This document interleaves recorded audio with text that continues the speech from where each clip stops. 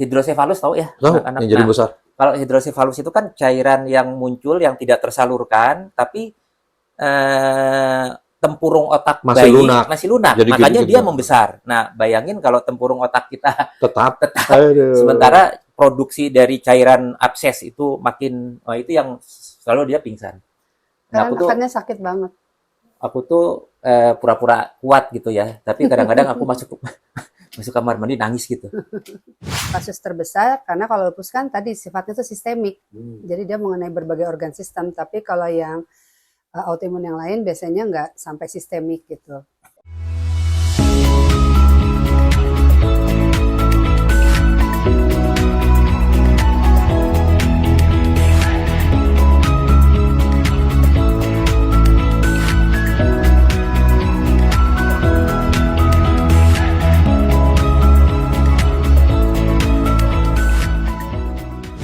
Sesuatu yang cukup menarik, dan juga kebetulan di sebelah saya ada pasangan idola lah saya bisa bilang ya, sahabat saya, ya, senior saya juga, itu Mas Eko dengan Mbak Dian ya.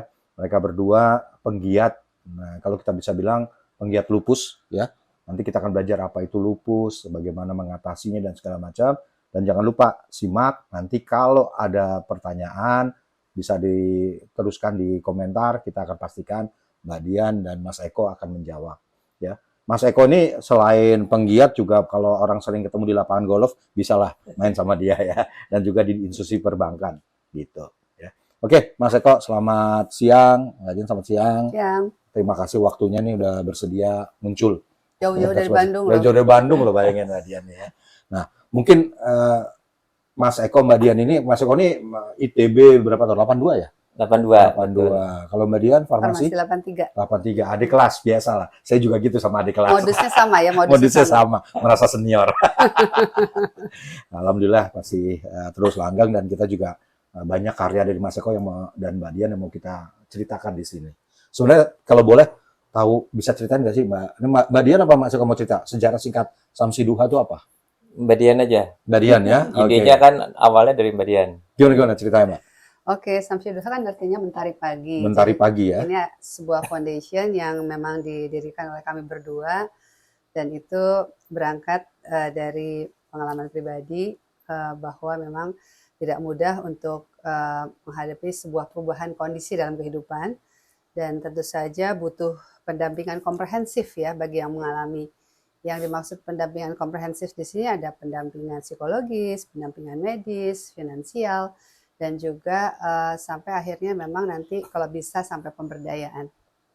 Dan itu yang memotivasi kami untuk mendirikan Samsi Duha Foundation, yayasan yang bergerak di bidang kesehatan, pendidikan, dan juga pemberdayaan tadi. Sorry, saat itu emang belum ada yang yayasan sejenis gini? Sudah ada. Sudah ada. Tapi waktu itu kami merasa bahwa setelah melewati serangkaian pengalaman jatuh bangun dan sebuah kondisi yang tidak mudah, orang akan selalu dihadapkan pada pilihan menyerah atau Oh gitu. menyerah atau terus berikhtiar. Oke. Nah, mungkin itu yang terpenting, makanya termotivasi untuk membagikan pengalaman itu dan juga mendampingi supaya yang mengalami hal seperti kami ini tidak mengalami kesulitan yang sama. Tahun berapa sih Mbak ini mulai didirikan? Ceritanya kalau cerita sakitnya dimulai tahun 99. Tapi kalau yayasannya baru kita dirikan itu 5 tahun sesudahnya, 2004.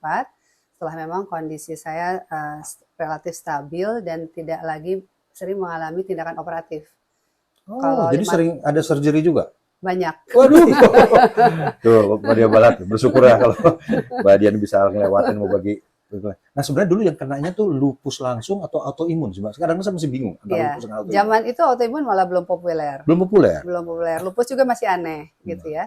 Bahwa sekarang di 2025 ini sudah tahu autoimun, sudah lupus juga lebih dikenal.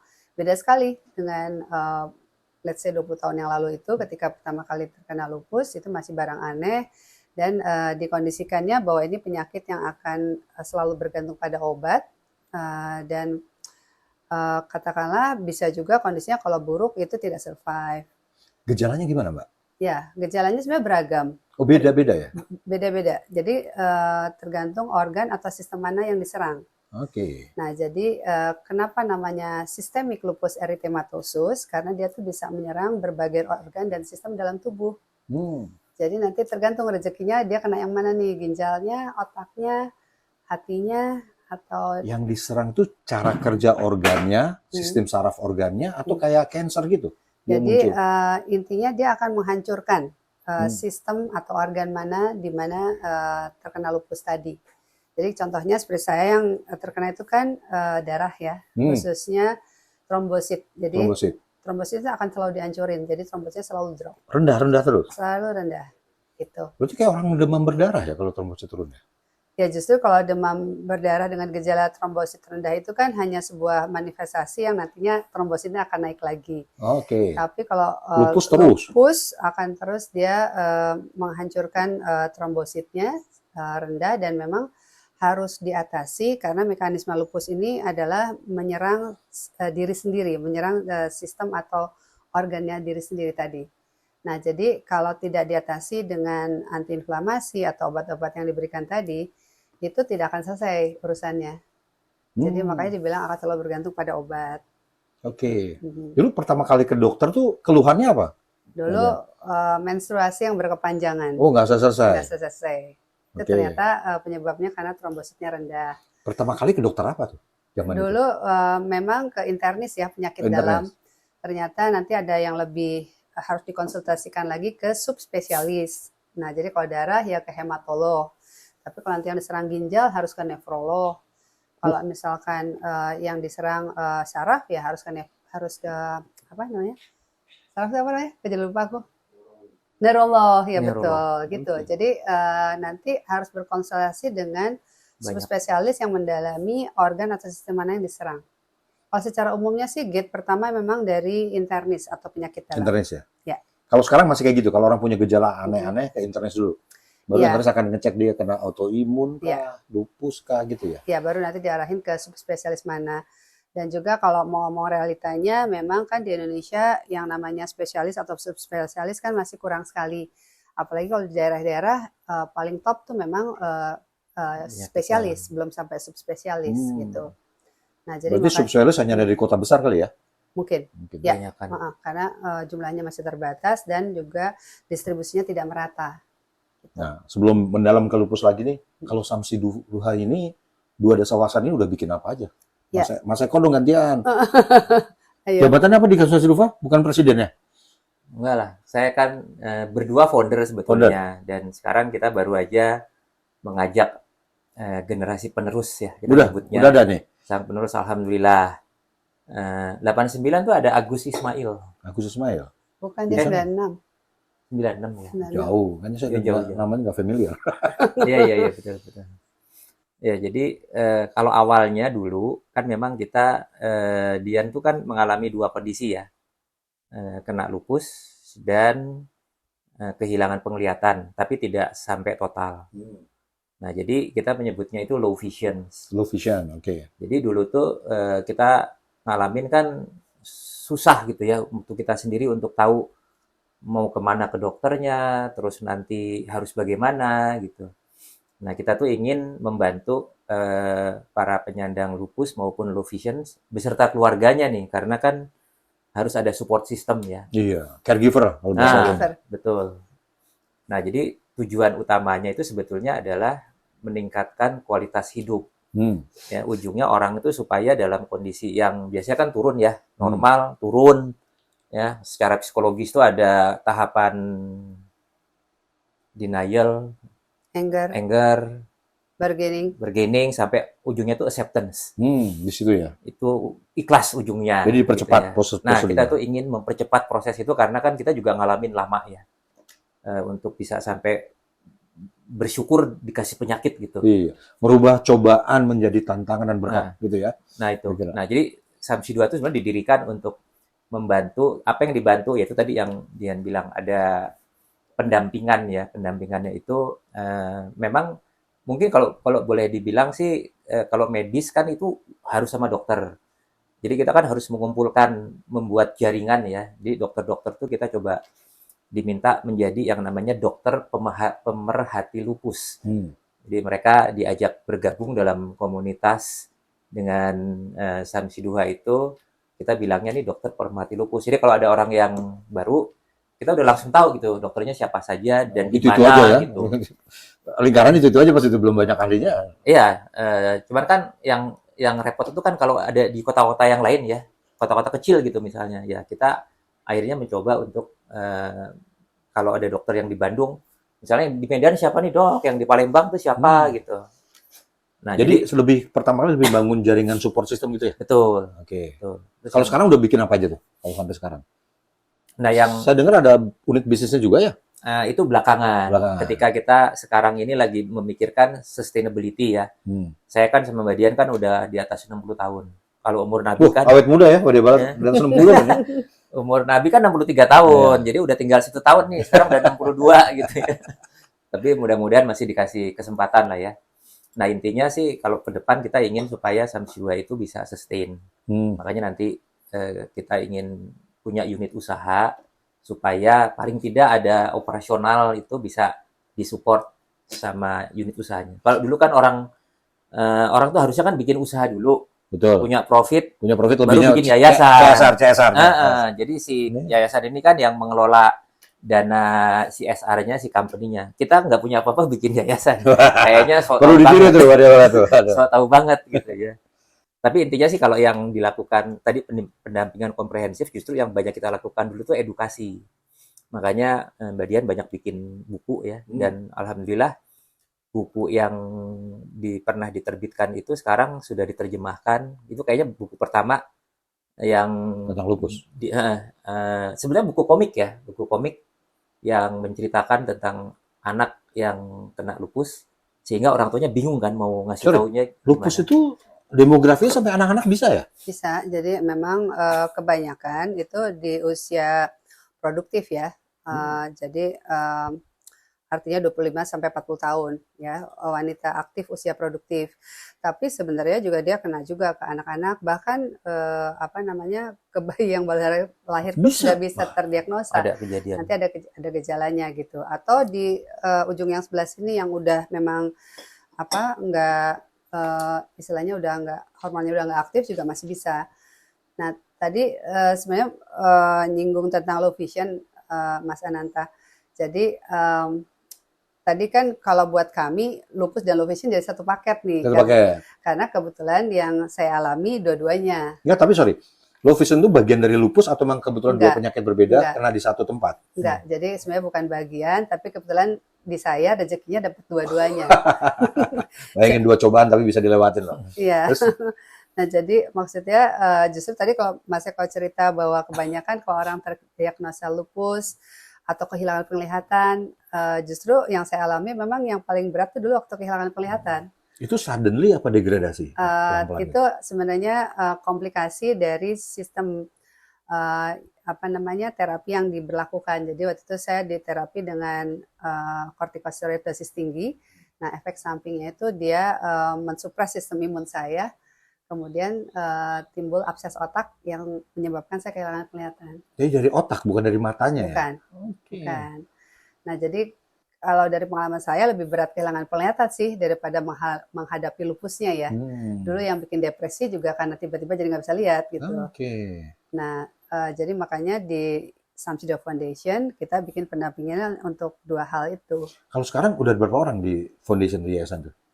Kita anggota sekitar yang lupus sekitar 1.000, kalau yang low visionnya 300. Jadi plus nih ya lupus dan low vision Betul. ya. 1.300. Pengurus Betul. yayasannya ada berapa orang? Pengurus yayasannya. Lu lagi. Jangan rasionya 1:1000 nih jangan-jangan. Karena berdua doang. Nggak, di yayasan tuh ada yang full time itu ada 4 orang ya kalau nggak salah. Yang beberapa kegiatan kita kan belum punya kegiatan yang kontinu ya. Yang general Sekarang itu sudah ada misalnya kita menyediakan alat bantu low vision, nah itu sudah berjalan dalam beberapa tahun. Beasiswa berjalan beberapa tahun. Tapi kalau dulu tuh modelnya kan project basis ya. Nah, kalau project basis itu kita biasanya ada volunteer lah yang ngebantuin. Dulu saya pernah datang sekali tuh di Jawa Barat. Ya, Pameran apa tuh dia? Acaranya Edukasi apa? lupus. Hah? acaranya apa? Lupa aku di Jawa What- Timur what- diundang Mas Eko kok rame-rame tuh. World Lupus Day atau Ya, World ya Lupus Day buat kayaknya. Lupus Day. atau World Sight Day? Nah, lupa antara itu, Pak. Saya Mungkin World Lupus Day. pernah kan di sana ya? Iya, iya, iya. Datang. Nah, kalau lupus sendiri, yang paling kalau dibilang banyak turunannya, paling dominan tuh apa orang biasanya kena? Apanya?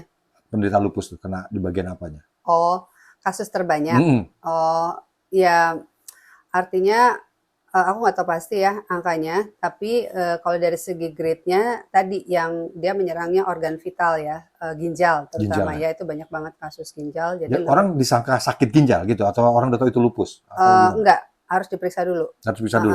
Itu bahkan sampai biopsi ginjal. Jadi itu namanya lupus nephritis gitu. Nah, kenapa selalu ada is-isnya? Karena is itu peradangan. Lupus itu kan intinya penyakit peradangan ya. Jadi dia menyerang ginjal, tadi namanya lupus nephritis. Kalau di otak, lupus cerebritis. Oh gitu. Bukan selebritis ya, cerebritis. Nah, kayak gitu. Nah, terus balik lagi tadi memang nggak ada hubungan langsung antara low vision sama lupus, tapi yang dilakukan SDF intinya sekarang memang pada akhirnya ketika siapapun yang mengetuk pintu kita akan bantu dampingi. Padahal dia misalkan kasusnya cancer. Dan hampir sebenarnya nggak ada kasus baru sebenarnya ya. Maksudnya? Dengan pengalaman Samsiduha yang udah 20 tahun, pasti udah pernah ada penderita yang sama dengan orang yang baru melapor gitu ya. Oh, saya sakitnya begini. Apa masih ada kasus-kasus baru yang belum pernah terdeteksi sebelumnya? Autoimun tuh luas banget. Jadi ada kemungkinan ada kasus baru ya? Jadi kalau kita start dengan lupus, begitu sekarang udah knowledge-nya berkembang ke autoimun, yang ketok pintu kita macam-macam penyakit autoimunnya. Ada skleroderma, ada ITP, ada macam-macam. Sjogren syndrome, kayak gitu. Wah, banyak juga ya. Jadi ya kita juga harus terus belajar ya, apa juga untuk mengetahui juga itu aneka macam. Terus, kalau ada keluarga atau orang yang kena lupus, ngubungin Samsiduha tuh hotline-nya dulu, cerita apa dulu dia harus orang itu sebenarnya? Cerita gejalanya dulu, saya kena gini atau gimana? Iya, kita sebenarnya udah bikin satu short form untuk men-summarize gejalanya apa yang sudah dilakukan, apa yang dia selama ini ditangani dokter siapa, supaya memang kita bisa ikuti short story-nya dulu. Baru kita nanti lakukan ini yang dibutuhkan kira-kira lebih ke pendampingan apanya gitu. Berarti education dulu apa langsung pendampingan biasanya? Pendampingan. Terutama karena kita biasanya justru emang yang udah butuh banget pendampingan. Terus bentuk pendampingannya apa dikasih sama teman-teman? Ya SDF? Tadi, nanti kita lihat case-nya dia lebih ke psikologisnya atau lebih ke medisnya yang dia butuh rujukan ke dokter, butuh knowledge obatnya atau terapinya, atau dia lebih ke finansialnya meskipun ada sekarang, juga ya minta bantu banyak. Banyak banget. By the way, lupus ditanggung BPJS nggak nih? Ya, akhirnya digantung ya? Ditanggung itu nggak lepas dari perjuangan panjang juga tuh. Okay. Kita dulu di awal-awal kan skema penjaminan macam-macam ya, mulai dari sebelum jadi BPJS. Itu kita dulu setiap ganti Menkes kita audiensi. Harus gitu ya? Pentingnya lupus. Untuk minta jalur obat murah supaya dapat keringanan segala macam. Nah, ujungnya baru nih ada BPJS, lupus bisa masuk. Tapi itu pun banyak yang belum tercover. Jadi kan akhirnya Samsiduha sendiri juga harus berpikir untuk bisa membantu yang tidak tercover gitu. By the way, SDF ini ada cantolan ke International Foundation-nya nggak? Ya, kita emang masuk di komunitas internasional.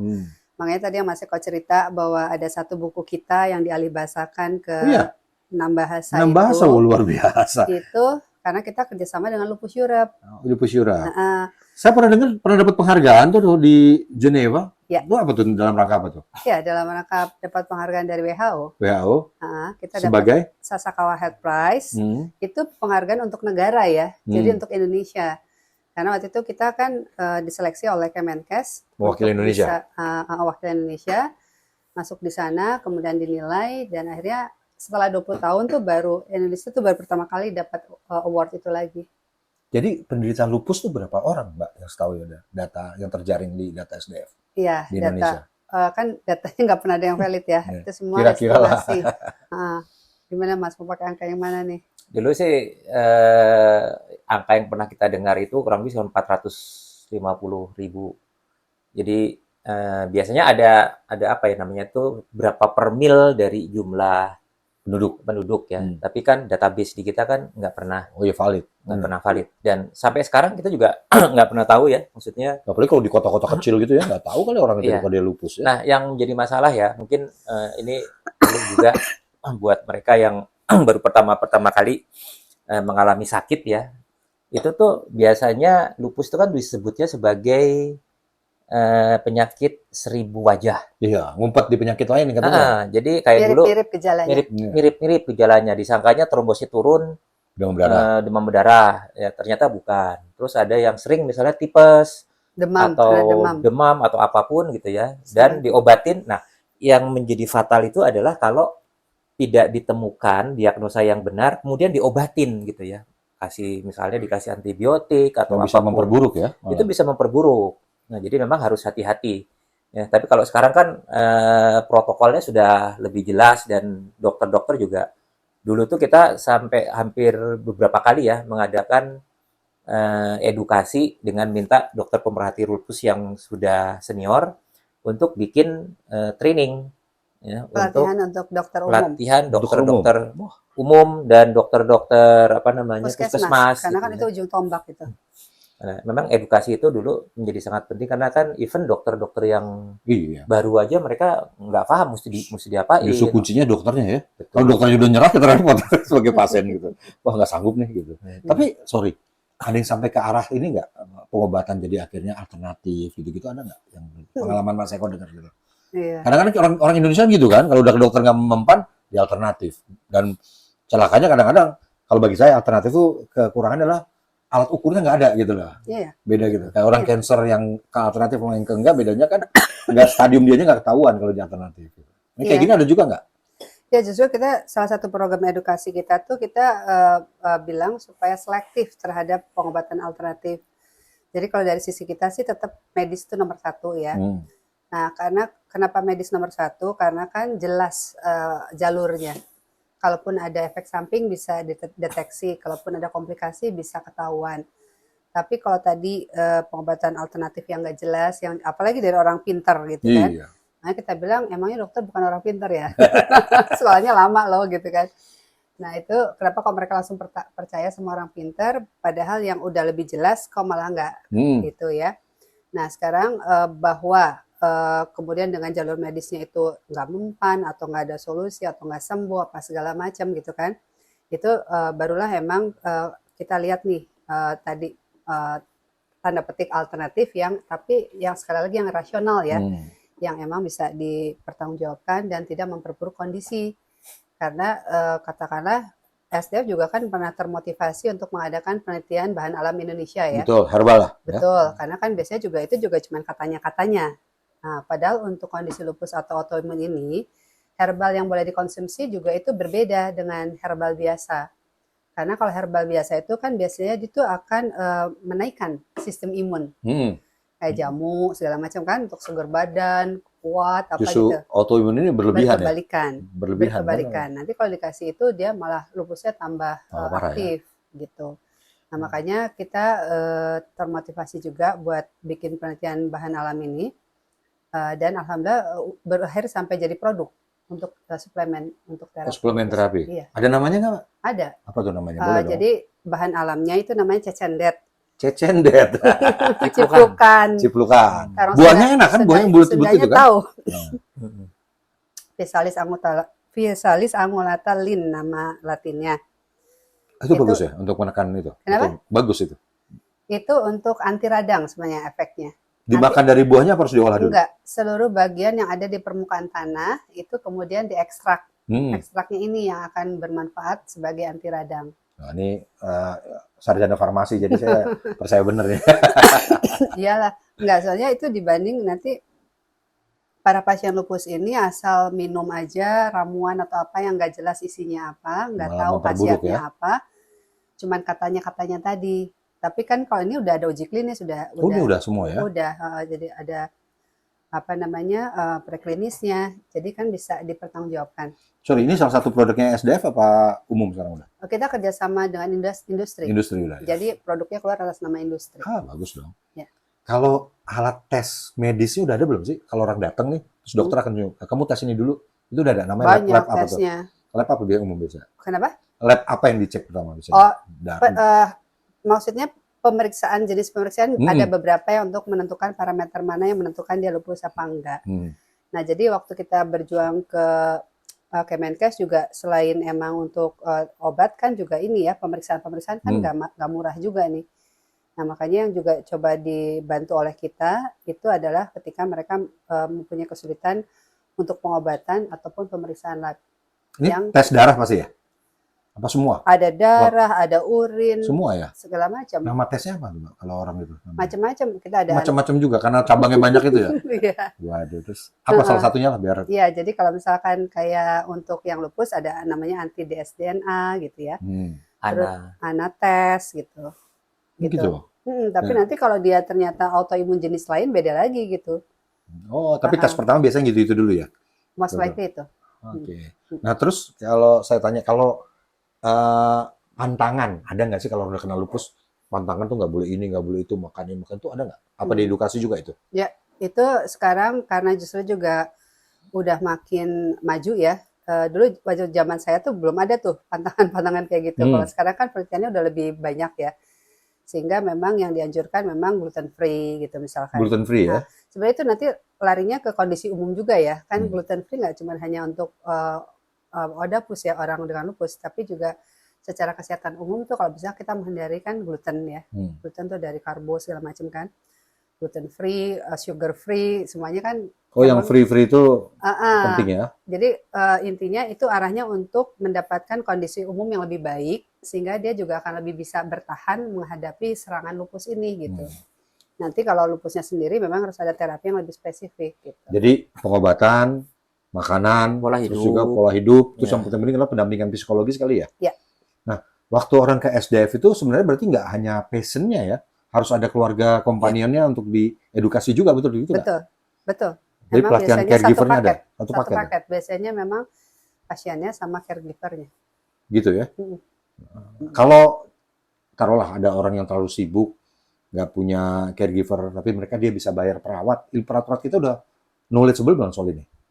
Oh, ya, makanya kita juga selain ada dokter pemerhati lupus, ada perawat pemerhati lupus. Jadi memang perawat-perawat yang sudah teredukasi juga ada ya? Autoimun ini, nah itu bisa ikut mendampingi.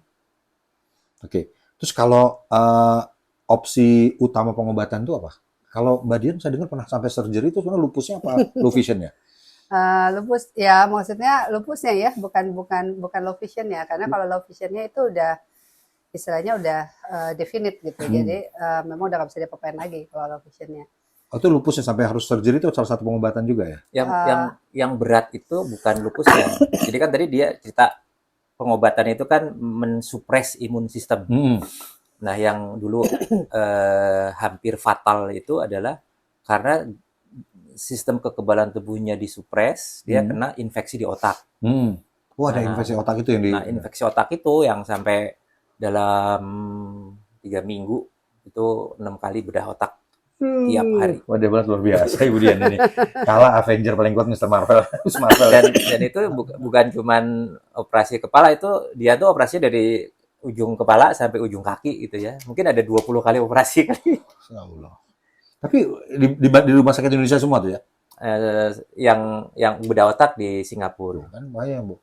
Kalau zaman sekarang udah lumayan kali ya, Indonesia punya pengalaman ya. Harusnya sih sudah lebih maju lah. Kalau dulu memang kan saya sendiri yang takut gitu ya. Jadi ya udahlah. Itu awal tahun 2000 berarti? 99 ya, mau tahun 2000 ya. Waduh, luar biasa.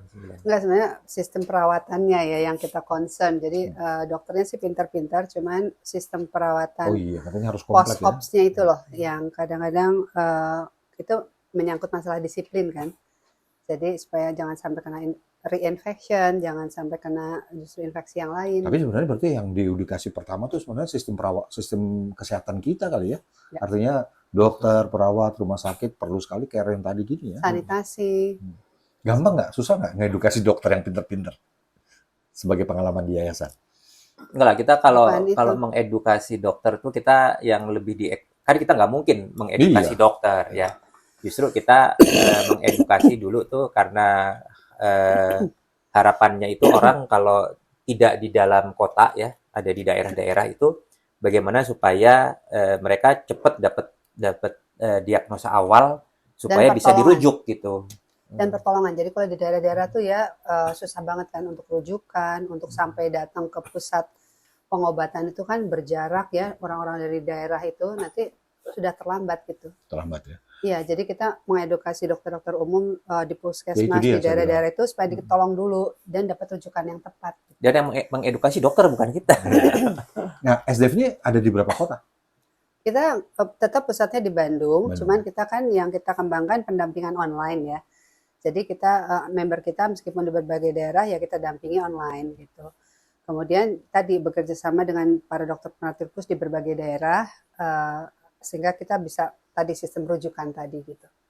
Jadi minimal kalau udah ke dokter udah aware lah. Sama ada komunitas-komunitas daerah banyak. Ada ya?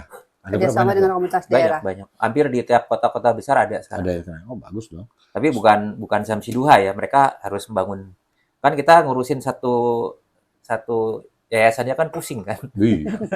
Sebenarnya kalau orang nggak tertangani nih ya, sorry itu sih, efek terburuknya tuh akan berakhir dengan kematian atau Bisa. kelumpuhan macam-macam bisa. Ya. Bisa. Jadi makanya kita meskipun ada 2 topik nih, lupus sama low vision, tapi kalau udah ngomongin prioritas lebih ke lupus karena itu life saving. Karena dia efeknya bisa life threatening. Kita kalau yang di low vision sih belum pernah sampai sekarang tuh ada anggota kita yang berpulang gara-gara low vision gitu ya. Tapi kalau yang di lupus ini Banyak. yang anak kecil, yang remaja, yang sampai udah dewasa, yang laki, yang perempuan itu kita udah pernah kehilangan. Jadi nggak kenal gender, nggak kenal usia nih ya? Lupus ya? Meskipun rasionya tetap wanita 9, laki-laki 1 ya. Oh gitu? Paling banyak wanita. Usia Tapi laki-laki jangan GR dulu karena meskipun dia 9 tadi 1, laki itu kalau kena tuh biasanya berat. Berat tuh, Pastinya. pada berat ya. Jadi semua penting lah. Yang penting yang dampingin harus siap. Nah, ada nggak sih pola hidup yang harus kita rubah? Ya. Mas Mbak, kalau kita kena lupus, Ya, apa pola hidup yang nomor harus dirubah? 1 emang ya aku juga yang sering diingetin Mas Eko itu kan nggak boleh ada kelelahan fisik dan mental Oh, nggak boleh fisik ya. karena itu berkaitan banget. Jadi Mbak Dian kapan terakhir ngangkut galon aqua? Udah nggak boleh. Udah nggak boleh tuh, dengerin tuh. Ya. Terus yang kedua tadi pola makan, pola tidur ya apa namanya itu memang harus diperhatiin juga.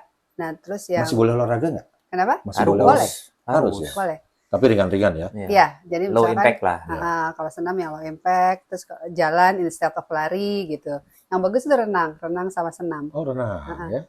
Makanya kita bikin senam lupus. Ada senam lupus ya? Ada. Heeh. Pakai lagu apa nih? Hah? Dia yang nyiptain Pakai lagu lagu. sendiri. Kita lagu Ada luar yang biasa. bantuin.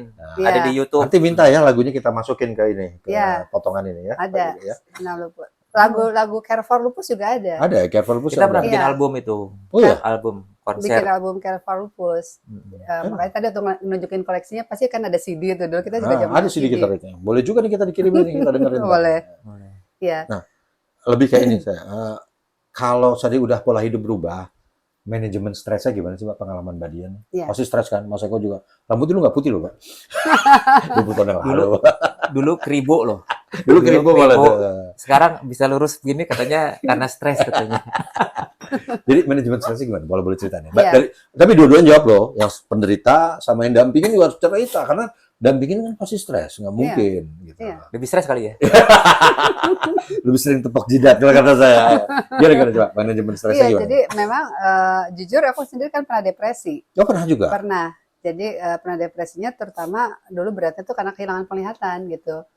Yang tadinya suka baca jadi nggak bisa baca, yang bisa ngelihat apa-apa. Ini kayak sorry, penglihatan itu kayak orang katarak parah atau gimana sih Mbak? Apa gelap? Apa Aku buram masih total? bisa lihat cahaya, cuman kayak sekarang kan aku nggak bisa ngelihat Mas Ananta, jadi cuman siluetnya aja nih, cuman burem-burem semua. Kayak di gitu. balik kaca es. Oh gitu. itu termasuk sudah tertangani ya padahal ya. Berarti dulu lebih buruk lagi dong harusnya. Ya itu setelah melewati bedah otak. Waktu sebelum bedah otak kan gelap. Udah Gelap malah. Iya, pas sudah bedah total. otak itu Ada jadi cahaya ada masuk ya? cahaya didefinisikan 15%. Tapi kemarin waktu Tapi kalau lihat begini saya nggak bisa ngira Mbak Dian low vision loh. karena aku ngikutin Iya, suara ngomong kanan kiri gitu bisa ya. karena aku ngikutin suara kamu Oh gitu. Oke. dan masih melihat siluet bayangan orang-orang kan. Nah itu tapi ada juga pengalaman waktu COVID ya kan kita semua di imunisasi ya.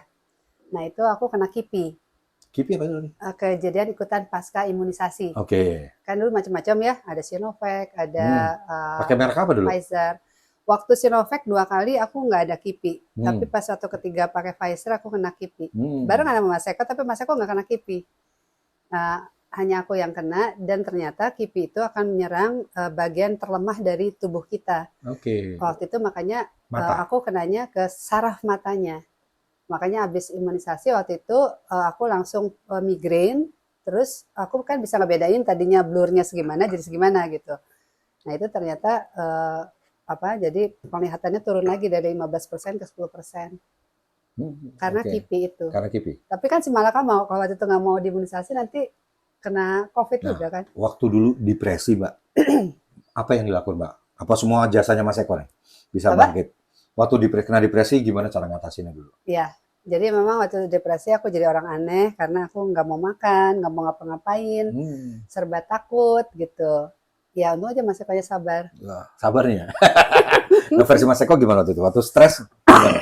Apa ikut stres juga? Saya temenin Mas, saya stres juga kok.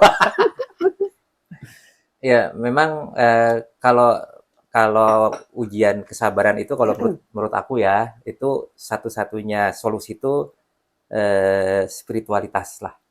Ya, jadi bagaimana mencari sudut pandang lain gitu ya. Bahwa setiap kejadian itu tuh kan bukan kita yang pengen ya. Itu sih sebetulnya aku bersyukur sebetulnya bahwa dengan kalau dulu kan kita menyebutnya musibah. Iya. Tapi lama-lama ini ujian. Jadi kalau lulus ujian kan harusnya bisa lebih baik lah ya, naik kelas gitu. Nah, jadi juga dulu kepikirnya begitu bahwa ini kalau tanya sama kenapa lupus gitu ya. Kenapa kita yang terpilih? Tapi benar kan terpilih orang-orang hebat tuh. Kalau yang orang biasa nggak bikin SDF. Ini bisa bikin SDF berarti terpilih. Nggak, makanya itu kita baru sadari setelah dalam perjalanan yang membuat kita tuh berpikir lebih dalam gitu ya. Kenapa sih ya? Jawabannya ya mungkin nanti pasti harus punya keyakinan gitu ya bahwa kalau kita dikasih musibah atau ujian itu pasti ada maksud baik Allah. Gitu. Nah itu yang harusnya kita sabar. Pendekatan di situ ya.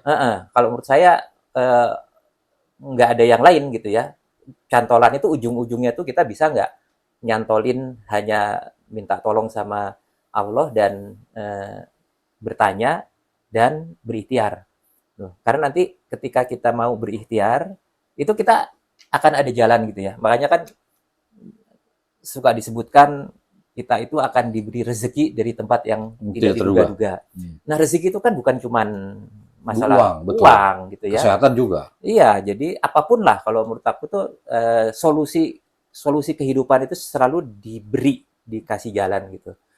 Nah, mungkin kan baru terakhir kita merasa bahwa dulu harus mengalami seperti ini memang penugasannya. Kan kita dapat tugas ya, sebetulnya itu masing-masing orang itu punya tugas. Nah, sebetulnya kejadian-kejadian yang kita alami itu sebetulnya mungkin cara Tuhan untuk ngasih kayak semacam leads gitu ya. Ini loh, petunjuk ya. Penugasan kamu tuh ke sini. Makanya kan kita harus selalu berpikir ya. Justru dengan berpikir dengan apa yang kita alami itu justru menjadi bagian untuk mencari kita itu siapa dan sebetulnya kita itu mesti ngapain gitu. Betul. Saya setuju. Tapi itu kan teori sempurnanya. Kalau realitasnya Mas Eko dulu benar-benar pernah nggak sih mau nangis, mau nyerah, mau gimananya gitu loh. Itu yang saya pengen tahu loh. Kalau boleh dibuka nih, karena nggak mungkin langsung berpikir, aduh punya gue itu kan perjalanan lama. Cuman kalau mau gampangnya ya, dulu waktu pertama kali Dian sakit di mana rawat di RSCM ya. Itu kan dia mengalami abses otak ya, dan itu kalau dia kejang-kejang sampai akhirnya pingsan. Oh, kejang-kejang juga gitu ya? Itu aku dari rentetan 20 kali operasi kan aku bisa bikin grade sakitnya gitu.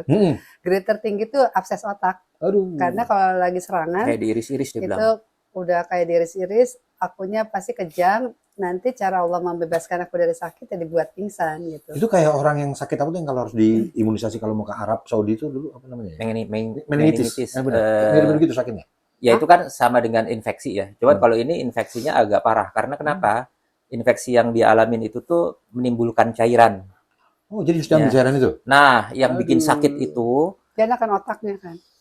Kan kalau anaknya tetap hidrosefalus tahu ya anak-anak. Yang jadi besar. Kalau hidrosefalus itu kan cairan yang muncul yang tidak tersalurkan, tapi tempurung otak Masih bayi lunak. masih lunak, Jadi makanya gitu-gitu. dia membesar. Nah, bayangin kalau tempurung otak kita Tetap. tetap, Aduh. sementara produksi dari cairan abses itu makin, itu yang selalu dia pingsan. Nah, Karena nekannya sakit banget. aku tuh pura-pura kuat gitu ya, tapi kadang-kadang aku masuk masuk kamar mandi nangis gitu. Nah, itu contoh lah ya. Jadi Itu berapa tahun Mbak itu Mbak? Masa-masa itu? Itu paling parah kan 99 ya? jadi awal ya, Februari, Januari, sampai kemudian kita baru ke Singapura itu bulan Mei.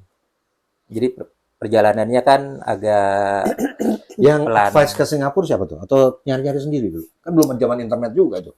Iya, belum. Tapi dulu aku agak khawatir dengan kondisinya dan apa ya? Aku juga konsultasi kan sama dokter yang terakhir dia ngalamin karena waktu itu kan agak bapaknya Dian itu kan profesor dokter ya, dan yang menangani juga kan kolega-koleganya ya. Tapi kan kalau mau melakukan tindakan kan Oh iyalah. Berhitung takut ya semua. semua. Tapi di Singapura memang waktu itu udah mampu ya? Oh ya, jadi itu kan sebenarnya bukan berkaitan dengan lupusnya. Waktu Iya, di Singapura otak. itu berkaitan dengan abses otak. Jadi Ada dokter yang emang Spesialis di situ ya? iya. bedah syaraf terkenal Dan di sana. memang disarankan juga kalau saya bilang kalau ini mau ke Singapura siapa dokternya dan dievakuasi kan pakai stretcher. Iyalah. Habisin 12 Susi. tempat duduk. Iya, stretcher case. Saya dulu Aduh. Sriwijaya jualan gituan. Iya, Dulu dan jarang airline mau ngelayanin. betul. Betul. Dan itu kaget-kagetan itu.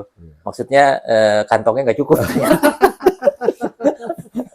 Waktu investasi luar biasa, sekarang bisa bikin SDM-nya luar biasa bagi saya. Ya itu mungkin salah satu dari hikmah lah ya. Memang kita dia juga kan bersyukur. Dia bilang kan kalau Sorry, golf ini sebagai penyaluran stres apa enggak nih?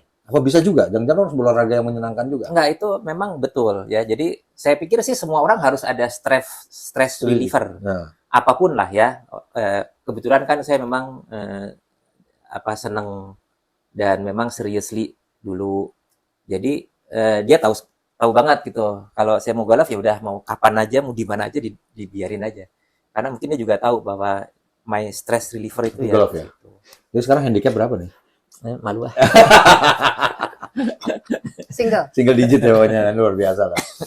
Jadi salah satu itu memang kita harus punya aktivitas tetap ya. Bukan berarti ke caregiver itu nggak punya aktivitas ya. Aktivitas itu kan penting ya. Tapi kalau menurut saya balik lagi dalam kondisi apalagi kalau tadi ya kondisi menyangkut kehidupan itu solusi utamanya itu ya membuka pintu sama Allah gitu ya. Karena di situ yang paling berpasrah diri penting juga ternyata ya. Pasrah dalam artian begini ya. Dengan Allahnya. Iya. Ikhtiarnya jalan terus ya. Ikhtiar tuh harus jalan terus. Dan memang tugas kita kan cuma ikhtiar. Nanti hasilnya kumaha Gusti lah kalau orang Sunda bilang. Tapi hasil seperti ini udah seperti yang diharapkan atau Mbak Dian masih jalan banyak pengobatan sekarang? Enggak, alhamdulillah aku udah remisi. Udah remisi ya. Alhamdulillah. Udah, Jadi justru yang dulu dibilangin katanya seumur hidup harus minum obat ternyata enggak. Jadi berapa tahun dong ngelakuin obat? Tapi kalau pola makan masih nih saya yakin. Dijaga ya. Dijaga ya. Saya juga suka jaga makan supaya nggak diambil orang lain. Kalau dia sih udah sangat ini ya, sangat pola makan, pola hidup itu sudah sangat dijaga. Ya karena susah Mbak Dian dan Mas Eko harus jadi role model juga di SDF kan. Dan nggak banyak pilihan juga sih. Soalnya kalau nggak mau menjalani itu kan, jadi nanti makanan kesukaan sekarang apa jadinya berubahnya? Kenapa? Makanan kesukaan jadi apa sekarang favoritnya? Kesukaan sih tetap aja siomay. Itu boleh nggak buat orang ini autoimun? Ya artinya sebenarnya sih kalau benernya sih nanti siomaynya bikin sendiri gitu ya, gitu. pakai ya tepung yang gluten free gitu. Tepungnya kuncinya ya, gluten free ya. Tapi kalau ikannya sih udah bagus. Jadi penggemar somai tulen Bandung atau ada tempat favorit lain? Aku mah somai apa aja senang. Tapi Mas Ananta yang penting ya, kan Mas Ananta bilang yang berharga itu kan pengalaman. Betul. Ya, experience. Ya, tapi dari experience itu apa yang kita dapat gitu ya. Jadi memang yang paling penting itu hikmah tadi gitu. Karena nanti semua penyikapan dan apapun perilaku kita tuh tadi ditentukan sama kesadaran yang terbangun gitu. Jadi nggak akan instan sih sebenarnya. Kalau kayak aku karena udah jatuh bangun ngalamin kayak gitu kan akhirnya tobat lah ya. dan tersadarkan, dan juga tadi karena aku ngerasa hidupku yang sekarang udah hidup bonus kan, juga jadi termotivasi untuk do something for the others. Dulu kalau aku nggak sakit atau nggak bisa ngelihat kan mungkin nggak akan kayak gitu. Betul. Gitu. Jadi tetap aja. Punya usaha somai. Tapi gini, punya kesempatan berbagi ini membantu kesembuhan nggak? Iya. Dan kenikmatan sendiri pasti Iya. ya. Karena Itu, saya percaya tuh fitrah hidup itu berbagi. Ya, dengan berbagi kita nggak pernah kekurangan malah. Iya. Betul. Iya. Nah, tadi kembali kita harus minta berbagi. Nah, SDF ini masih punya tantangan nggak udah segede gini? Pasti lah, sangat. Sangat Ya, kira-kira besar. apa tuh? Tantangannya Ceritain dong, sangat biar siapa besar. tahu pemirsa ada yang mau pengen. Tapi intinya, kalau saya tangkap, orang kalau punya gejala autoimun atau lupus, bisa ke hotline service-nya SDF ya pasti ya. Bisa. Nah, nanti kita tulis Mas di narasi description-nya. Ya. Jadi gimana tantangan ke depan apa ini? Ya justru waktu pertama zaman aku kena kan bingung malah ya segala macam ya. Kalau sekarang kita kenapa bilangnya pendampingan komprehensif? Jadi memang arahnya tuh pertama life saving ya. Dia udah harus terhindarkan dari kondisi yang akutnya itu. Itu dulu Itu dulu. di manage. Pain-nya di manage dulu kali ya? Iya. Nah terus yang kedua nanti periode tahap berikutnya emang kita arahkan supaya tadi ya dia juga bisa mandiri, dia juga istilahnya udah lebih berdaya gitu. Nah itu manajemen emosional gimana sih? Kebayang tuh kan pasti orang sakit tuh kan emosinya keganggu banget. Ya, tapi kalau kita bicara sesama yang sakit kan nggak bisa gitu ya? alay dan nggak bisa aneh-aneh juga. Karena kita sama-sama gitu ya? Kita sama-sama saya tahu apa yang dialami. Berarti konsulnya kadang-kadang sama Mbak Dian langsung? Kebanyakan. Wah, luar biasa. Makanya problem utamanya sekarang bagaimana mengcloning. Iya. Udah ada AI, yuk kita pindahin ke AI. Karena kan kadang-kadang ya kalau orang sehat bilang sabar. Iya, itu tadi saya bilang. Lu kan itu udah ngerasain gitu ilmu kan. teori, makanya Kalau sama dia kan nggak bisa. Ya, kalau dibilang sabar, ya dia udah ngalamin. Oke, lebih gitu. Itu pasti emosi. Terus apa sih yang Mbak Dian ajarkan ke mereka untuk mengelola emosi, mengelola itu? Ya, artinya tadi maksudnya sama sih dengan yang masuk tadi yaitu spiritualitas ya. Ujung-ujungnya sebenarnya ke situ. Cuman emang selama ini kita melihat spiritualitas itu sendiri seperti apa gitu ya. Mendalam apa tidak gitu. Ada rasanya nggak sih gitu ya ketika kita emang ibadah tuh ada rasanya nggak sih? Oh itu diajar, itu diceritain juga soal Iya. itu? Merasakan spiritualitas. Iya, gitu. Terus istilahnya emang langsung attach nggak sih gitu sama yang emang yang ngasih kita hidup gitu kan.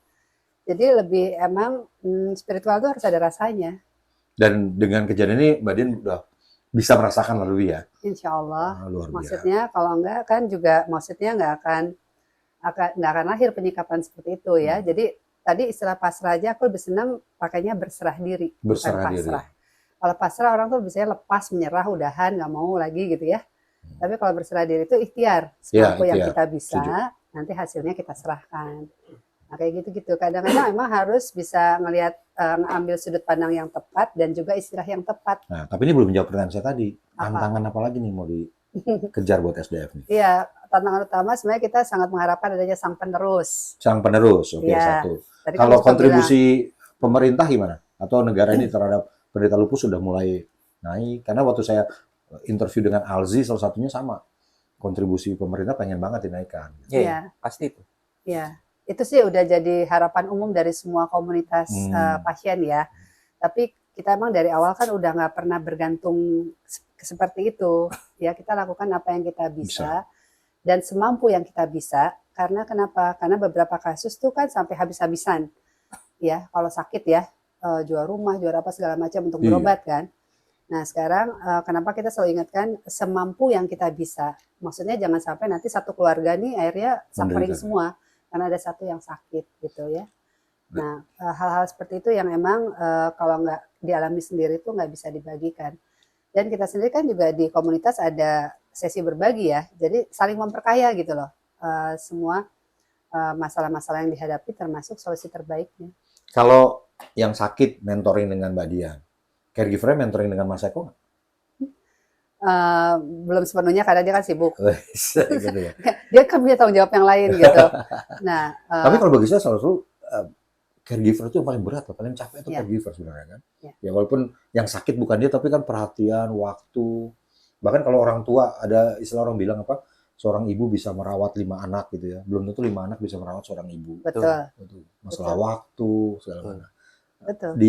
Di Samsi Duha ini diajarin juga nggak hal itu? Gimana kayak gimana bisa kompak, bisa Iya, ini, itu ya. iya, itu saking dekatnya ya. Kadang-kadang yang sakit lupusnya udah meninggal ya, kita masih tetap berhubungan dengan keluarganya karena udah ada kedekatan ya. Ikatan ya. Dan mereka sendiri juga termotivasi untuk melanjutkan perjuangan gitu Berarti ya. salah Jadi, satu berkah sakit ini adalah memperbesar keluarga ya. ya, Ya. Makin besar betul, keluarganya gitu. betul.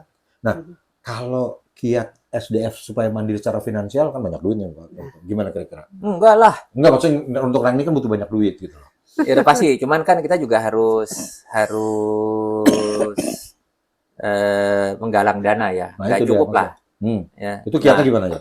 kalau dulu tuh kita sangat rely on Donation. donation. Makanya kita harus bikin program itu yang inovatif. Dan salah satu kenapa kita dulu juga dapat penghargaan dari WHO ya, itu karena pendekatannya itu dinilai cukup inovatif. Apa tuh Mas dulu contohnya? Dulu misalnya kita bikin buku ya, bikin buku, terus kita bikin album musik gitu, dan kita melakukan pendekatan kepada dokter untuk edukasi ke dokter-dokter di puskesmas. Terus perjuangan kita tadi yang tadi Mas Ananta bilang, dulu itu BPJS kan belum ada, adanya Jamkesnas, ya. dan itu hanya kepada golongan tertentu kan. Nah, lupus itu pengobatannya belum ada yang namanya obat standar. Jadi obatnya disebut off-label. Jadi obat dari penyakit lain yang digunakan untuk lupus. Jadi sangat ini ya, harus ditreatment dengan sesuai banget ya. Nah, akibatnya apa? Akibatnya Jamkesnas, Jamkesda itu tidak menanggung pengobatan karena obatnya itu bukan dari obat yang memang khusus. Nah, itu perjuangan kita itu sampai ketemu kepada DPR, ketemu kepada tadi yang Dian bilang ya, setiap Menteri Kesehatan ganti, kita sosialisasi dan selalu nanti ditanya dari awal lagi kan, apa yang dibutuhkan. Dan untungnya kan akhirnya walaupun penggunaan obat-obat off-label itu akhirnya sudah bisa dianggap sebagai pengobatan standar. Karena sekarang sudah ada yang namanya protokol untuk penanganan penyakit lupus. Nah, itu kurang lebih itulah ya. Jadi apa yang coba kita lakukan ya, sehingga dulu sih dengan kondisi saat itu dinilai apa yang kita lakukan itu tadi ya inovatif gitu ya. Kreatif. Ya, jadi kreatif. Waktu itu aku sebetulnya sama 6 juri ya, 6 juri di WHO. Kenapa kok Indonesia yang terpilih? Mereka bilang karena Indonesia dinilai kreatif untuk survive. Karena waktu itu kan belum semua tercover asuransi, harga obatnya paling mahal. Mereka paham lah kondisi Indonesia seperti apa, tapi bahwa ada komunitas pasien yang kemudian tetap berjuang dan kreatif mencari solusi, itulah yang mereka menyebabkan mutlak tuh 6 juri yang memilih Indonesia. Gitu.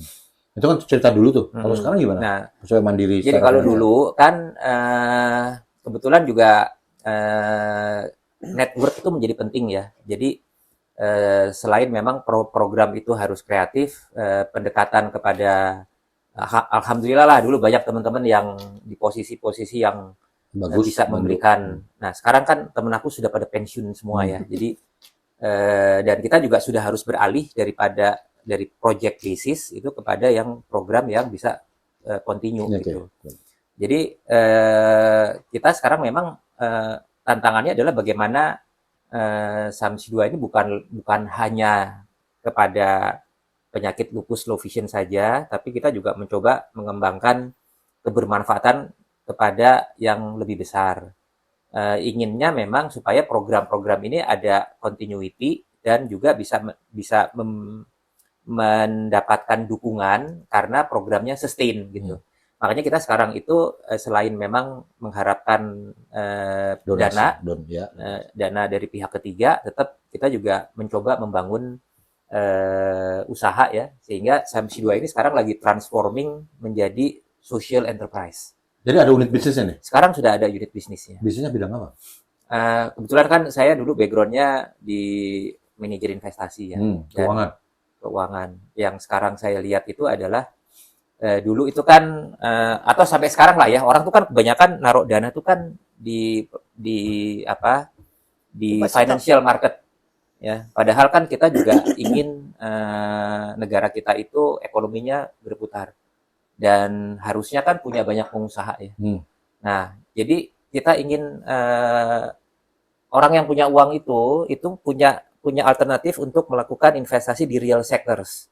Tapi real sectors-nya ini kita ingin sektor-sektor yang memiliki social impact. Oke. Ya, jadi kayak kesehatan, pendidikan, Jadi gitu. Samsi Duha yang memfilter itu. Ya, jadi kita mengkurasi, kemudian ya. men-due diligence, kemudian kita menawarkan kepada investor itu. Berarti banyak melahirkan startup dong? Enggak, kita bermitranya bukan dengan startup. Oh, justru dengan perusahaan yang udah jalan. Perusahaan yang sudah jalan, di Ingin mana diperbesar. mereka mengembangkan, ya, nah buka cabang misalnya atau memperluas kapasitas misalnya. Oh, saya perlu ngobrol nih. Jadi Oh, perusahaannya boleh perlu nih. Boleh. Terus. boleh. Jadi kita punya sekarang kita Samsi 2 bikin PT ya. Namanya apa? Namanya Aruna Mentari Inovasi. Aruna Mentari Inovasi. Arunami. Arunami Oke. singkatnya. Sangat perusahaan Jepang itu kalau gitu. Enggak, Kayaknya itu begitu ya. mentari. Nah, jadi Oke. sekarang yang kita kalau Samsi Duha kita menggalang dana, kita juga di Samsi Duhanya sendiri itu arahnya kepada nanti hibah produktif. Ya, jadi misalnya ada proyek air misalnya atau proyek lingkungan itu didanai oleh hibah. Tapi kalau yang investor yang ingin berinvestasi tetapi investasinya kepada yang social impact Iya, ya, social impact. impact investment Itu ditawarkan kita bilang, di Samsi itu Duha. masuknya ke Arunami. Arunami ya. Kalau yang hibah, bahkan kita lagi berpikir bisa nggak ya kita menjadi nazir, ya, pengelola wakaf. Ya, luar jadi biasa. ya itu cita-cita lah kan boleh. Ya benar, kan kita lagi pertanyaan tentang cita-cita nih. Cita-cita kan gitu. Harus berani Kan PR generasi berikutnya kan? Iya, jadi dan alhamdulillah sih dengan sebetulnya saya itu sangat tercerahkan ya dengan film Sang Pencerah Muhammadiyah ya. Nah, maka- 100 tahun sekarang Muhammadiyah itu punya ribuan sekolah, ratusan rumah sakit, ratusan universitas. Mungkin itu betul-betul the best social enterprise Itu mungkin di juga dunia itu kalau menurut saya. apa kayak Ahmad Dahlan dulu bikin nggak sejauh itu kalau bisa. Oh iya ya. Makanya kita juga pokoknya mimpi aja gitu ya. Siapa tahu kita bisa lebih cepat, bukan 100 tahun, 50 tahun kali mungkin. Berarti Samsi Duha tidak hanya lupus dan low vision kalau saya lihat. Ya. Kedepannya Sekarang akan ke segala macam kan. Sekarang kita visinya ke sana. Kalau dokter tuh misahin lupus dengan autoimun itu gimana sih Mbak? Pengalamannya biasanya? Ada, jadi mereka udah bikin klasifikasi, jadi ada sekitar 200 jenis autoimun. 200 jenis. Biasanya Nah, lupus salah satunya. lupus salah satunya. Dan yang banyak sering terjadi lupus ya. Mbak? Iya, kasus terbesar karena kalau lupus kan tadi sifatnya itu sistemik. Jadi dia mengenai berbagai organ sistem, tapi kalau yang autoimun yang lain biasanya nggak sampai sistemik gitu. Jadi Wadia Barat, kalau ada saudara kenalan yang terkena lupus, jangan ragu kontak Samsi Duha, nanti ada di deskripsi kita. Ya. Karena mungkin banyak insight. Pertama sih saya lihat sih edukasi dulu pertama ya, baru pendampingan ya, baru nanti merubah ya itu yang penting merubah pola hidup tuh ternyata penting banget key-nya ya. Terus manajemen stres, terus membangun support system di antara caregiver-nya. Seperti itu ya. Saya so tahu juga karena depan baru ngobrol. Bener kok. Kayak gitu ya kira-kira. Bener kok. Ya seperti itu, jangan menyerah. Itu jangan menyerah. Tadi lebih sifatnya apa? Berpasrah diri ya. Berserah diri, bukan berpasrah, berserah diri, tetap berikhtiar, pasti ada jalannya. Pasti ada jalan. Dan kadang-kadang Allah menguji kita untuk sesuatu yang lebih besar ternyata gitu ya, manfaatnya. Berarti kalau dilihat ini udah berubah cobaan menjadi anugerah kali ya? Betul. Dengan ada Samsi Duha ini ya? Betul. Insya Allah. Luar biasa kan? Gimana kita nggak menyerah? Coba yang kalau dulu Mas Eko dan Mbak Dian menyerah. Aduh, nggak ada lagi cerita. Beda lagi ceritanya. Jadi kalau saya lihat nih mungkin ya, Mbak Dian dengan low visionnya nih, kalau untuk mereview somai paling enak udah paling jago nih. Karena rasa dong. Bau dan rasa gitu. Tapi kan jadi hikmahnya itu, jadi melihatnya bukan dengan mata lahir tapi mata Betul, batin. itu yang jarang orang punya loh. Tapi ternyata bagi saya terus terang mungkin ada sisi kapan kita harus ngomong tentang stress management secara real. Itu nggak gampang loh. Kadang-kadang saya, ya alhamdulillah saya merawat ibu mertua ya, karena Alzheimer bersama istri gitu ya. Oh itu ya naik turunnya adalah yang kadang-kadang kita sampai begitu ngobrol sama yang ngerti ya, dikasih pencerahan bahwa itu penyakit. Bukan maunya dia gitu ya. Kita harus ngikutin pikirannya jangan pikiran kita. Oh, baru mulai Iya. tercerahkan gitu. Dulu kan kita ngebantah karena omongan orang-orang kena Alzheimer kan ngomongnya sorry itu saya kayak nggak masuk akal gitu ya. Dan juga kalau gini, pengalaman saya kalau pasangan kita sakit kadang-kadang kita kan diminta ikut merasakan sakitnya gitu ya. Kalau enggak kan dia ngambek cemberut gitu kan. Kayak gitu juga Mas. Kalau tuh Dian sakit pertama kali Mas Eko lakukan apa? Aku ngambek nggak? Kalau kalau Dian sih nggak pernah gitu ya. Maksudnya lu rasain dong sakit gua itu nggak pernah. Ya. Dan kalau menurut saya ya hebatnya Dian itu nggak pernah ngeluh Oh iya. dari sejak awal. Tapi itu bagus nggak sih sebenarnya nggak boleh ngeluh? Bukan ngeluh gini. Kalau kalau kan ada orang yang jadinya tuh rungsing gitu kan. Ya segala macam salah Iya, terus itu. nggak mau berobat misalnya. Dian itu kecuali waktu depresi aja ya. Dan waktu depresi kan sebetulnya kondisinya secara medis kan tidak dalam kondisi yang Sehat lah. Down banget ya. down ya, tapi justru secara mental, dan itu kan penyebabnya karena dia sudah berikhtiar, udah enak, udah bikin yayasan, udah bikin kegiatan, terus tiba-tiba sakit lagi gitu. Oh sempat gitu ya? Sempat. Justru yang depresi yang kedua seperti itu gitu. Oke. Nah, Jadi kayak denial, loh kan aku udah sehat gitu ya. Kok tiba-tiba harus ada trauma MRI itu masuk lorong-lorong gitu kan. Jadi itu saya terbangkitkan kembali gitu trauma-traumanya. Oke. Di masa-masa itu perannya gimana supaya kembali, oh gue masih tetap bisa terus. Ya, jadi ternyata Mas Ananta, jadi aku dulu kan jadi orang aneh ya, nggak mau ngapa-ngapain, takut, nggak mau makan. Tapi emang yang nggak pernah aku tinggalin sholat sih. Rupanya itu yang nyelamatin aku, akhirnya ditolong lagi sama Allah untuk balik lagi kesadarannya. Karena kalau udah orang depresi itu kan jadi udah kayak jatuh ke sumur gitu ya. Jadi kayak nggak bisa bangkit lagi. Ada pendamping psikologisnya waktu itu?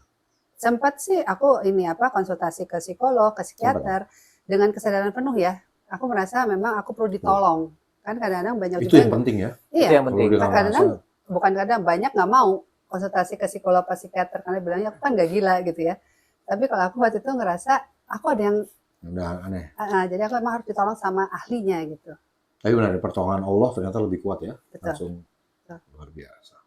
Wah, nggak kerasa nih udah 1 jam loh Mas Eko. Gila nih, gue cara lupusan saya buat pengetahuan luar biasa. Semoga kita banyak pengetahuan. Tapi saya senang adalah bahwa sakit itu bukan akhir segalanya ya. Betul. Kita masih bisa berbuat segala macam dan ini bisa berbagi itu bagi saya luar biasa. Malah mungkin kalau nggak sakit berbaginya nggak kayak gini. Betul. Nggak ada samsi duha. Nggak ada samsi duha kan gitu loh. Ya. Ada mungkin orang lain. Nih, nonton dong kalau jadi juga. Tapi kita doakan terus nih samsi duha makin besar. Dan bagi saya ini contoh yayasan harus ditiru gitu bahwa kedepannya mikir bahwa finansialnya juga tidak hanya donation, tapi ada unit usaha yang bisa bergerak. Ya dulu saya kalau nolong teman-teman gitu di tempat-tempat selalu mikirnya adalah gimana keberlangsungan biaya segala macam, dan capek juga kalau minta donasi melulu kan. Gitu. Betul. Nah dengan seperti ini ide bagus dan kemampuan Mas Eko di bidang finansial ternyata bisa diterapkan. Tapi next kita janji loh, kita harus podcast tentang tadi manajemen keuangan loh, investment segala macam, banyak orang butuh. Enggak, yang lebih penting tuh sebetulnya Mas Ananta kalau bicara, saya kan sekarang udah tahun 11 ya, bikin acara dengan Smart FM tiap minggu itu. Nah itu kita bicara tentang yang sangat mendasar. Ya, kecerdasan finansial dari individu maupun keluarga. Individu dan keluarga ya. Jadi nggak usah perusahaan dulu deh ya. Nggak usah perusahaan lah. Kalau perusahaan saya nggak bisa gitu. Ya, dan kalau saya kepentingan yang paling mendasar itu adalah individu ya. Jadi sekarang banyak orang kena pinjol, ada judol. Itu menurut saya justru karena kurangnya kecerdasan finansial. Kecerdasan finansialnya hampir-hampir nggak ada gitu. Yang penting wadah nggak boleh beli barang hobi dari ngutang, itu nggak boleh. Saya nggak pernah beli dari ngutang ya, di pelan-pelan nabung. Di situ ujian kesabaran. Benar. Nabung itu yang menurut saya menjadi indikator ya. Kalau orang berapapun penghasilannya, kalau dia bisa nabung, itu ada kesadaran. Ya, tapi kalau orang sudah tidak bisa nabung dan tidak ada upaya untuk ke arah situ, ya mau dari mana tambalannya mau dari mana gitu. Kalau saya selalu berpikir begini Mas, bersedekah itu tidak harus menunggu kaya. Betul, itu ya, betul sekali. Selama kita bisa mengelola keuangan kita harus ada sembilan. Betul. Dan bersedekah tidak hanya uang. Kalau Anda tidak punya harta, saya selalu bilang gunakan tenaga. Tidak punya tenaga, gunakan waktu. Ya, nggak punya waktu, minimal pikiran. 4 Iya. inilah. Jadi kalau 4 ini udah nggak jalan semua ya repot. Betul, Jadi betul. artinya tidak selalu menjawab, oh nggak punya uang, enggak. Pikiran bisa, tenaga. Dan waktu nggak semua orang bisa bersedekah waktu ya. Betul. Dengerin orang sakit aja nggak semua orang bisa paham. Nah, dengan coaching kayak Samsi Duha tadi, lo pasti itu sedekah waktunya juga luar biasa tuh semua coacher. Mudah-mudahan. Terima kasih Mas Ya. Eko, Mbak Dian, Terima kasih, sangat Mas mencerahkan nih. Hanta. Kalau saya harapan saya sih nggak cuma membangkitkan orang-orang yang kena penyakit, bahkan berubah orang yang tadi kena cobaan menjadi berkah dan bisa berbagi kepada yang lain dalam Yes. bentuk yang positif. Saya sih terinspirasi, jadi semoga saya juga nggak sakit, tapi artinya ini menjadi pemicu saya, kalaupun saya kena penyakit, silakan dirubah menjadi berkah bagi orang lain. Gimana cara? Betul. Terima kasih Mas Eko, Mbak Terima Dian. kasih. Ya. Semoga Mas Ananda. banyak ilmunya dan nanti jangan lupa kita dikirimin teks-teks tentang Samsi Duha untuk kita taruh di deskripsi kita. Boleh. Buat Wadia Balat, silakan nanti tulis di komen ada pertanyaan segala macam. Dan kembali lagi, Mas Eko ini contoh ya. Kalau kita mau banyak jalan, kalau kita tidak mau tuh banyak alasan. Dan ini semua jalan terbuka ternyata. Dan ingat, jangan pikirkan dari mana kamu berasal, tapi kemana kamu mau menuju. Karena itu yang penting. Ini bukti. Kalau kita tadi ngitung asal, kita udah sakit-sakitan segala macam, nggak akan ini malah. Ini menujunya adalah bisa punya yayasan yang dapat penghargaan WHO, lo nggak main-main ya. Dan bisa berkecukupan secara finansial, itu yang saya senang banget. Ya, nanti jumpa lagi dengan Mas Eko dan saya di podcast berikutnya tentang tadi manajemen kesehatan finansial perorangan dan keluarga ya. Semoga ini menarik buat semua. Terima kasih Mas Eko, Oke. Mbak Dian, Terima kasih. Ya. semua. Wassalamualaikum warahmatullahi wabarakatuh.